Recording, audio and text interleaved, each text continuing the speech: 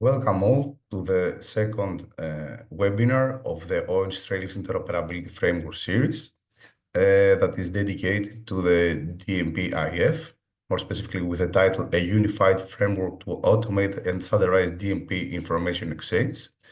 Mark Suzanek will introduce us to the DMP-IF created within the Orange Trails project. So, Marek, the floor is yours. Thank you, Tassos, for the introduction, and hello everyone.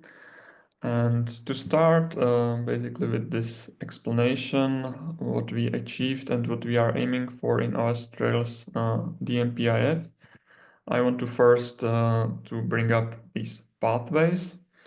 This was one of the very first deliverables in the projects, and this is basically the basis for all the work that we are working on now and will be working on in the future.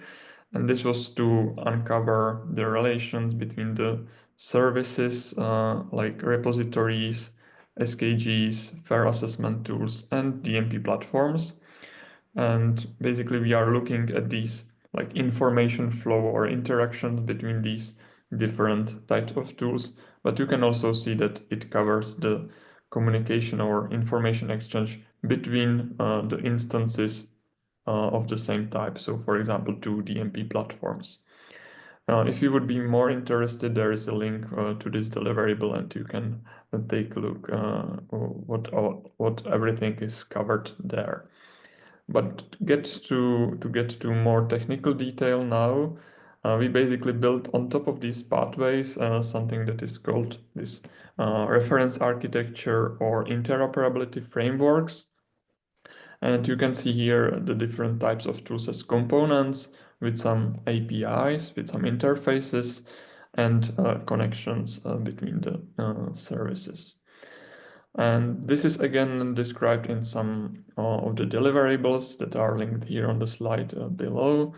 But we are focusing today on DMP platforms and this DMPIF. And basically there are three components that I will explain today a bit. And we are building on top of something existing and something maintained, which is DMP Common Standard for machine-actionable DMPs coming from RDA, Research Data Alliance. We want to build on top of that some OS Trails application profile and expose it or use it via API, via REST API, as we will see later on. To take a look closer, or for some motivation why we are doing it like this, let's take a look how DMP platform looks like inside. So there is always some data model. It doesn't matter what DMP tool or platform you are using, there is always some internal data model for representing the information that is gathered from researchers about the data management in order to be then somehow captured, for example, as a document or integrated with other services. Users typically provide the information through some user interface or create their own DMPs there, manage them, share with others, etc. Important component of DMP platform is document generation. That is something that is still necessary and required from various stakeholders to get a document from DMP platform. And then there are some custom integrations with different services that are used within some context, for example, European context, within institutional context or national context. If we take a look a bit deeper to document generation, this is again something that can produce some human readable document using different funder templates, using different requirements from institutions, even internally, for example, some DMP checklist. But it can also produce some machine-actionable DMP or basically machine-readable format like JSON, but it can be also XML file, basically whatever document you can imagine.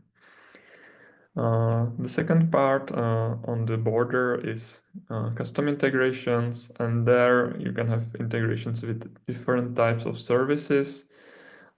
for example, repositories, some scientific knowledge graphs to gather some information about, for example, existing data sets, linking with records, for example, from registry with curated content like fair sharing to link used metadata standards or databases or even policies.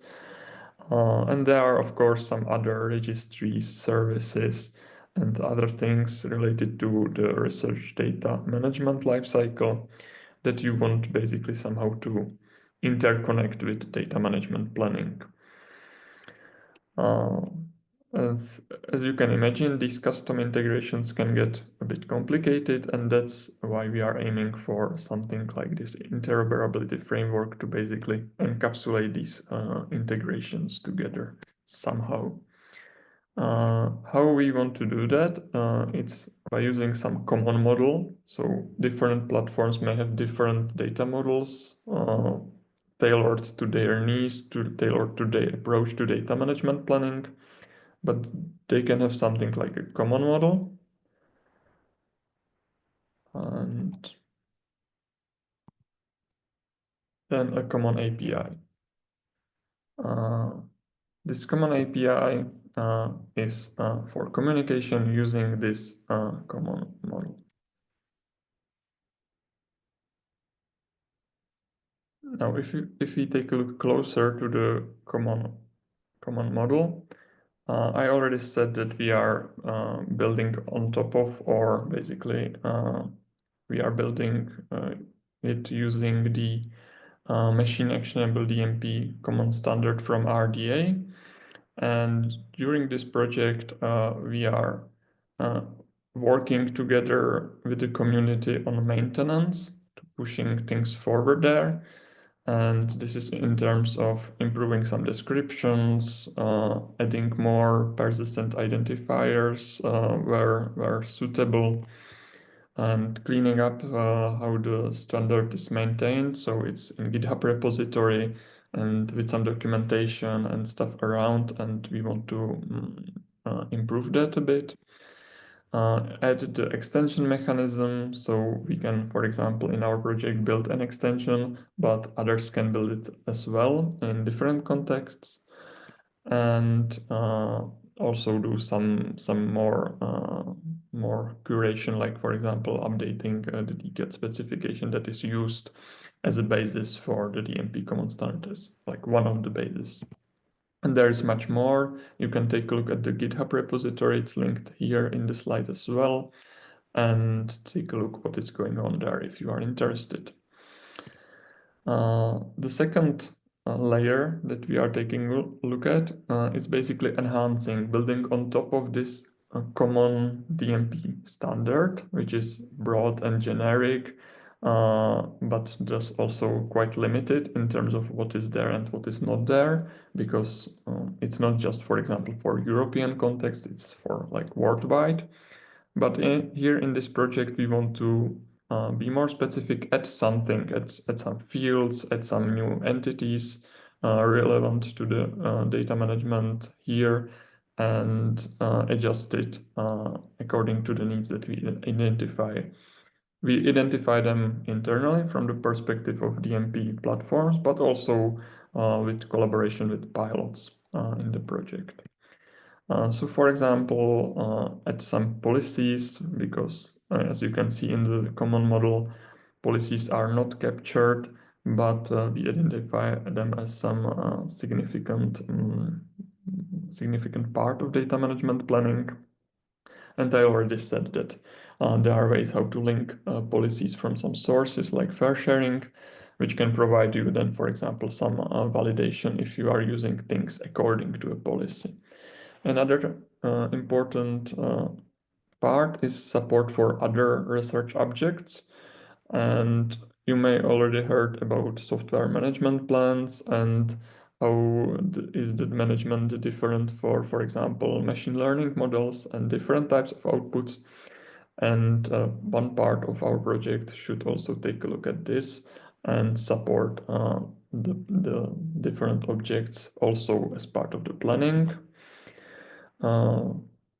natural part is to comply with local funder requirements, align with the other IFs. So yesterday you probably heard about FAIR IF, and you will also hear about SKGIF.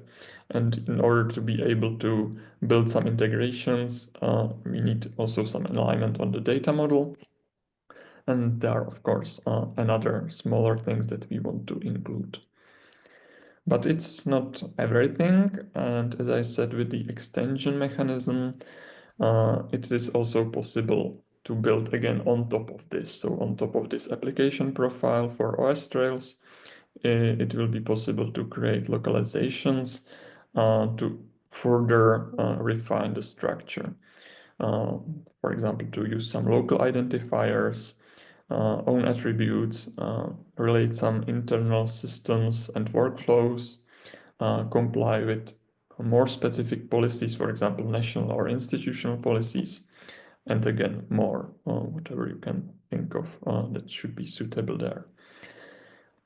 So that's the data model that should be common, built on top of the DMP Common Standard. And the second part is the common API.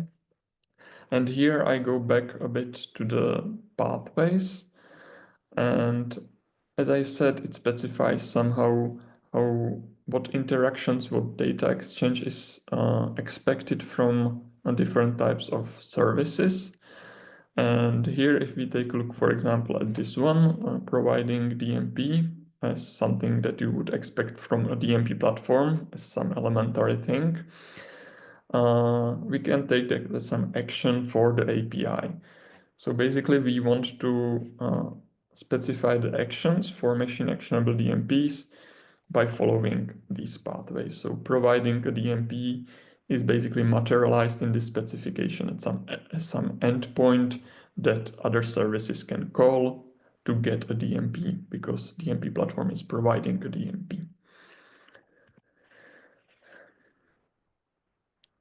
It is again not done in isolation, just within the project, but we are collaborating on the broader level, on the RDA level. There is a new working group being formed. It's called Common Application Programming Interface, so API, for machine-actionable data management plans. And as it is for every RDA group, anyone can join. We are having some regular meetings now to basically specify this common API and then create the open API specification from that. This again goes together with the extensibility principle that we've seen for the common model. And basically, you can provide DMP as this plain machine-actionable DMP, but you can have it also with the extensions that we have in the application profile, or even the local ones.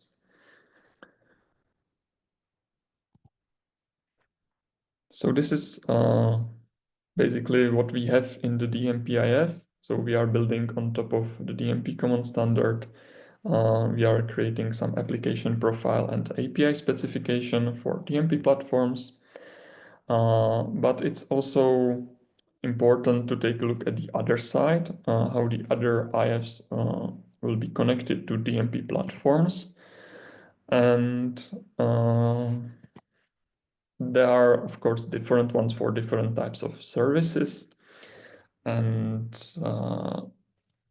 if we take a look a bit at that, for example, starting with SKGIF, there are some use cases specified by pathways that the DMP platform can take and basically be on the client side of the API, let's say. So for example, retrieving and searching for records in SKG and linking that via persistent identifiers from DMP. So we've seen that the DMP Common Standard has, for example, datasets. Datasets has some identifiers. I also explained that we are pushing there more PIDs to be present. So basically, allow users to, for example, search for something in SKG and then linking it in the DMP to provide a persistent identifier there. This can lead to avoiding duplication by selecting some record in SKG where you already have some metadata and the user doesn't have to type everything and it's just linked. Another example here is related to also something that I explained, and it's about the policies. So for example, link the policy. Again, that's something that we want to link via PID with machine-actionable DMP, and then checking compliance with the policy of what you selected or stated in the DMP. Another IF is fair IF. Here is the fair assessment, and you, for example, select some data sets that you will be reusing in DMP, and this client side as DMP getting something from fair assessment tools would be to get some evaluation report and indicate if that data set is suitable for reuse or not, and for example, find some alternative that is more fair. And this is, of course, part of the guidance through the data management. Another one is DMP evaluation. This is not really an IF because you know that we have DMPIF, SKGIF, and FAIR-IF, and DMP evaluation service is a bit outside of that. But as the name suggests, it's supposed to do evaluation of DMPs and basically guide the researchers for higher quality DMPs for applying the proper best practices, etc. So basically from DMP, DMP service could, or DMP platform could trigger the evaluation, get the results and display it or present it somehow to the user, to the researcher, in order to provide some guidance how to do better. And there are, of course, some other services, including data repositories, but also CRIS systems or other services. And those, of course, can be linked by some custom APIs, as is denoted on this diagram. For example, getting some metadata of the research outputs from a data repository, making some internal identifiers if you don't want to do it via SKG, etc. So now where are we in the project? We are pushing the maintenance of the DMP Common Standard, as I mentioned. There are some open issues where you can still contribute to the discussions on GitHub. You can take a look at the proposed solutions because we are having some internal discussion, come up with some potential solution, but we don't push it like directly to the standard, but we discuss it first with broader community. If there are no suggestions to improve it a bit different way or do it in some totally different way. So we use it as a basically proposal in GitHub issues and then agree on the final solution and then put it to the standard. And we plan to have some new release of the standard by end of June, basically before the holidays. Another thing is specification of the application profile. And here we are starting to collaborate with pilots to get their insights on these different topics that we see that should be part of the application profile. For example, the policies or different research outputs, but we see that there will be more. And of course, all this is somewhat iterative process. So we will be improving over time during the course of this project and even beyond, I believe. Another part that I mentioned is the API. So the API specification is being specified in the new RDA working group. It's quite intensive work now. So if you are interested and not joined yet, please do so. There will be also there are also some bi-weekly meetings that you can freely join and contribute to the discussions and share your ideas or experience with DMPs and APIs. And last but not least, these things, basically the technical resources to somehow support adoption in the DMP platforms, are part of something called OS Trails Commons. This is also one of the deliverables that I mentioned earlier in the slides. And basically we will be promoting these commons to the platforms that are inside the project, but also outside, to basically adopt this common approach to DMPs. And last slide is about what's next. So as I mentioned, we plan to have this new release of the DMP Common Standard before the summertime. We want to also push the application profile specification and API specification to some preliminary version for prototyping and testing in the tools. Implementation of the specification in the platform. So after the prototyping and getting feedback, we should move into the phase of implementation and putting it to real use cases. And finally, of course, there is some reiteration and enhancing based on the feedback coming from the platforms, coming from pilots, but also other users of the tools.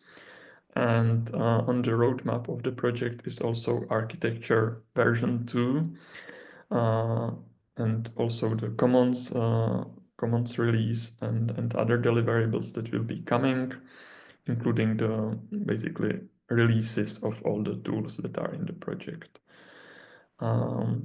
So we have a lot on the roadmap, and I would say that we have a good plan to go forward. And basically with that, I'm finishing my slide deck, and I see that I gave a few extra minutes for the discussion, so I hope you liked the presentation and will have some interesting questions. Thank you, Mark, very much for the presentation. It was like very detailed about how you have developed the whole project within the core package have developed the interoperability framework and how it's going to facilitate the whole process of RDM. If there are any questions, I don't see any questions in the chat. I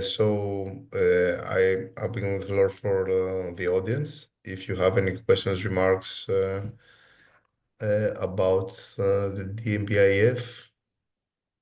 I see that from Joy Davidson, one aspect we need to improve is the availability of machine-readable institutional and further policies that are assigned their own PIDs. First, DCC have been working on this for a few years, most recently via Fair Impact Support Action. I don't see that there is a question here, but yes, this is what they shared in chat. Any other questions? So I would like to start. There were some questions, including the registration form, and I would like to start from there. First of all, it was a question about how a data repository can be integrated with DMP tools. And I would like to extend this question based on what specifically the DMPIF offers in this process and how it can facilitate the process, and what will be the benefit of the DMPF on top of this process. Yeah, that's interesting question, and I also mentioned it a bit in the slide with the architecture, but yeah, there are basically two ways how data repository can integrate with DMP platforms. Either they will use the DMPIF and its API that we are just specifying, and there will be basically more ways what you can think of. So you can basically fetch the DMP and store it in the repository, maybe somehow link to the data sets, or you can push like the information to the DMP. So for example, if you know that for this deposition, it's related to project with this DMP, you can then, when someone uploads or somehow maintains their data set for that project, it can push the information automatically to the DMP platform that the data set has been, for example, published or deposited in the repository.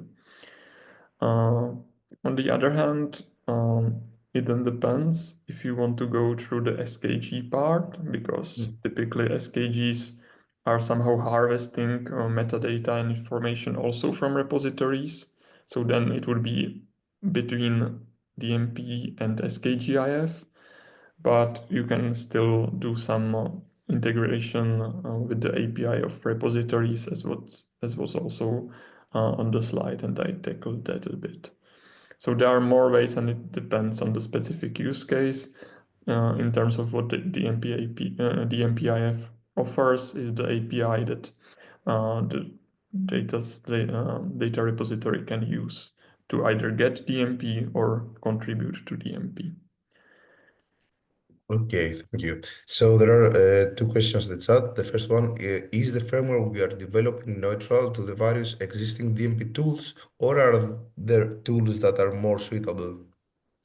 Yeah, that's an interesting question, but I would say that this is like tool agnostic, and all tools can implement it. It's questionable if it will be simpler for some than for others. We know tools that are more aligned to the model of machine actionable DMPs.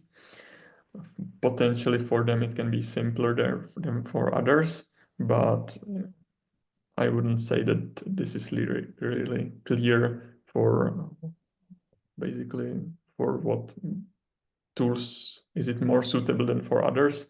Basically, it's designed for any DMP platform. Okay, so at the very end, any DMP platform will be, able to adapt model. This is, I suppose, yes, Yeah. in essence. Yeah, yeah. And also from the slides, it's not about changing necessarily the internal data model, but basically being able to transform between internal data model and the data model based on the DMP Common Standard. Okay, okay. There is another question. So do you plan to create a model that will be possible to use, yeah, with Argos, DSW, or DMP online, and possible to adjust by others? Um, yeah, basically said yes. Some of the tools already support machine actionable DMPs according to the DMP Common Standard. And basically this will be an extension. And if the tool wants to be like compliant, they should like adopt this application profile in some way to be compliant with the things that we are doing in the project. And then the tools can, of course, support also the further extensions or different extensions up to the needs. Okay. So I have a question regarding, we have discussed how, more or less, I mean, how the repos and more essentially the repository manager will be benefited from the DMPF. What is here about, how the researchers and the data stewards will be benefited from using, this DMPIF? What is, some practical examples? Yeah, I think the main like advantage is possibility of automation, because we hear often from the users that they need to type the same thing multiple times in different systems and it's not really integrated. And we also hear that they don't get proper guidance. So these things basically should be considered as like the advantage that is offered by the IF, basically materialized in integration with other systems and some automation between the systems. Okay. I see another question within that it was like asked within the registration form. How to easily reuse a previous self or public DMP and a good practice to follow. And I'm putting this question within the context of the DMPIF. Yeah, I will take it by parts. So basically these example DMPs and different types of guidance. In technical terms, it can be used that you import basically something using this application profile on DMP Common Standard to your DMP. And it can be some example DMP. I wouldn't say that it's the best practice to take some example DMP and reuse it. But you can take as an example another source that would be basically be able to pre-fill or help you to start with planning. So that's one possibility. And other is basically like this checking, as I mentioned, for the policies that you basically know that you want to be compliant with some policy. And then in the planning, it can basically help you to select the correct things to do accordingly to the policy. Okay. And another question, it is somehow general expert, but they say that software management plans integration. So I suppose they would like you to elaborate a little bit on how you are going to develop these things and how we could better integrate software management plans within the DMPs. Yeah, that's something that we are just starting to discuss with the development of the application profile to support these different types of research outputs. And yes, basically DMP Common Standard itself has just a data set, and you don't specify what type of data set it is, or if it's something else, like a research software or machine learning model with some different attributes and concerns. So yeah, we are now basically thinking or designing how to capture this, if it should be like different type of data set or some another entity on the level of data sets. Because of course there is already some work done externally, and we should take a look at that and be compliant also with that as basically as much as it makes sense. But yeah, in the end, we want to support this and add possibility to capture these different research outputs on the level of the application profile, potentially then push it back to the standard if it makes sense for broader community, and naturally support it via the API. Okay, so I do have a question. Do you think that we're going to have like something like an integration with software repositories like GitHub or something like that, and getting information directly from there? Is this something like within the goals of the IF and the architecture? I don't think that this is basically covered directly in like these IFs. But yeah, it's a possibility that if you take a look at the data repository, you can like abstract it to broader repositories, even for like software. But there you have like this custom API, but probably it will be still some custom integration based on the platform that wants to support it. Okay, so I see there are two questions in the chat. The one is from Richard. What is the difference between the RDA data model and the planned common model? Isn't the RDA model the common model that every DMP tool should adopt? Yes, basically yes. That's like the DMP Common Standard is the basis, but we identify that something is missing there, some important things for us in the project, for the pilots, for the European context, to, for example, support more things that are required in the DMPs for, I don't know, for example, for Horizon Europe calls. And that's the application profile where you want to add these things. So basically this common model will be the DMP Common Standard plus the things on top of it. So we are extending it. And we also see that some institutions may have even more extensions needed. So yeah, we are working on this extensibility and specifying the one and the application profile as part of the project. Okay. And from that Baptiste, when building the knowledge model in a DSW, for example, how is the mapping done with a machine example DMP common model?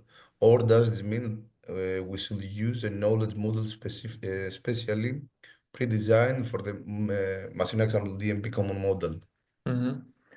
And that's a good question. It's too specific, and of course, by the way, I'm also one of the people from DSW team, so I can answer this one. So yeah, there will be potentially more ways. Currently, you can basically create the document template as flexibly as you want. But we plan to make some adjustments so you can capture the mapping from the questions to what part of the machine-actionable DMP, even using the application profile or other extensions, is done. So there will be a way how to capture the mapping, and then it will be able to use these extensions, application profile, but also the API. But this is in stage of early design because we first are focusing on the specification of the API and application profile, and then we will go into the implementation in the tools. Okay. I'm going back to the questions from the registration form. We had the question, what are your main challenges in deep interoperability integration? And I see that there was one about ensuring servers and clients are using common standards. So this is, I suppose, that what we're trying to do with using the DMP and the extensions. Yes, if you would like to, to say something more to that, but I think it's already, answered. Yeah, I think it's that. Yes, one challenge was also mentioned. It was like consistency, but I think more or less it is the same. Lack of standardized APIs, DMPs, and PDF format system compatibilities issues. I think yes, we have already addressed this one, and I think there are any other questions or remarks. So if not, we could go ahead and I will share my screen. Let me share my screen here.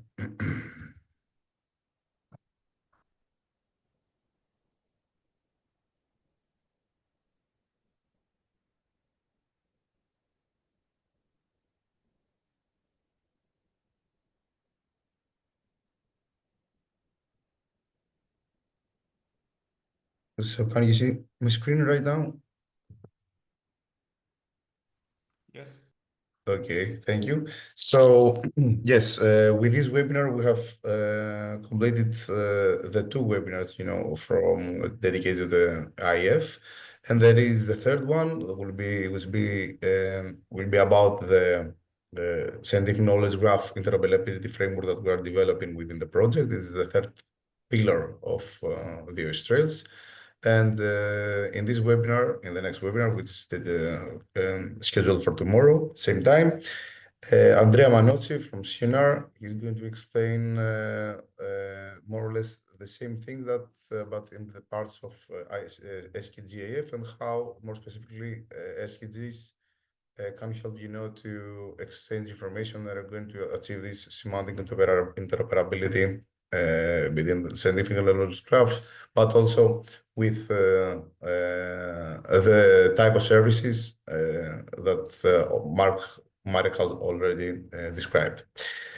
I would like also to share here that right now we are running also, there is an open call for mentees, have these mentorship programs for DMP, SKGs, and fair assessment tools that we are, as I mentioned before, this is what we are doing within the Trails. We're developing these commons architecture and IFs for enhancing this type of services and how you can better plan, track, assess your research outputs. So within this framework, we run this mentorship program, and the scope of this program is for people who like to participate, that they can enhance their skills in, in this specific type of services, and, in this, I would say, in this phases of the research. So more specifically, the call is open until May for mentees, and the program will run from June 2025 to May 2026.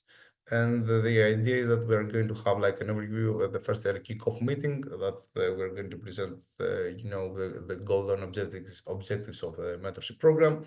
And then they're going to have like dedicated meetings, that will, delve deeper and explain more how people can adopt and learn more about, and implement what we are delivering and we are creating within the OS project. The target audience, regarding the target audience, it is more about for people that they're related with IT infrastructure, for research support staff and funders, support officers. Finally, to mention that the priority will be given to Oyster's pilots in order to understand and better adopt and implement our technical developments. As I mentioned before, the application is open until May 9th. And of course, we will share also the slides afterwards, and you can find the links or there, to learn more about the program. Are there any questions regarding the mentorship program or the upcoming webinar?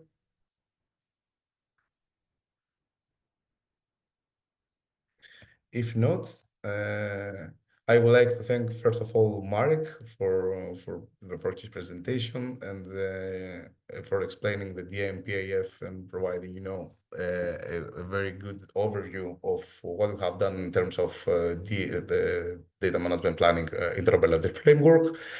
Of course, the whole consortium for the partners that have contributed in the process of the project. And of course, I would like to thank the audience, you, for being here and, for the discussion or your questions.